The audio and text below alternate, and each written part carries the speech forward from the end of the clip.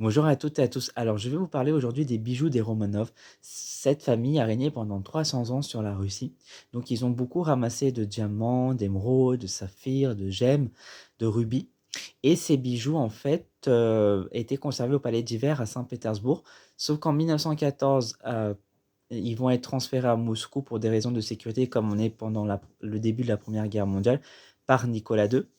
Ils vont être conservés au Kremlin, mais en 1917, c'est la révolution russe, et un an plus tard, en 1918, la famille impériale est assassinée. Donc, les bijoux tombent dans les mains des bolcheviks à partir des années 1920, et les bolcheviks ont besoin d'argent, du coup, ils vont décider de vendre et de détruire certains bijoux, mais d'autres bijoux vont être conservés.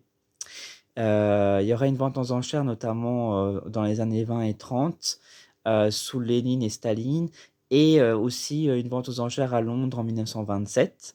Mais beaucoup de bijoux vont être conservés, comme la couronne impériale, qui est inestimable, le sceptre, l'orbe aussi.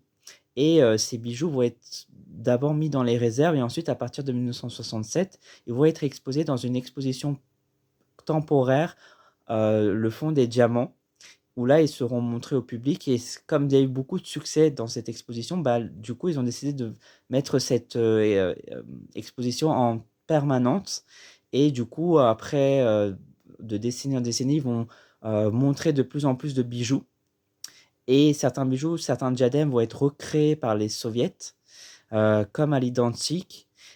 Parfois, des bijoux vont réapparaître, vont revenir. Il y a aussi des œufs Fabergé qui sont restés, qui sont toujours exposés au Kremlin, dont la valeur, voilà, est inestimable et très, très chère en fait. Ils ont été conservés et sont exposés aujourd'hui.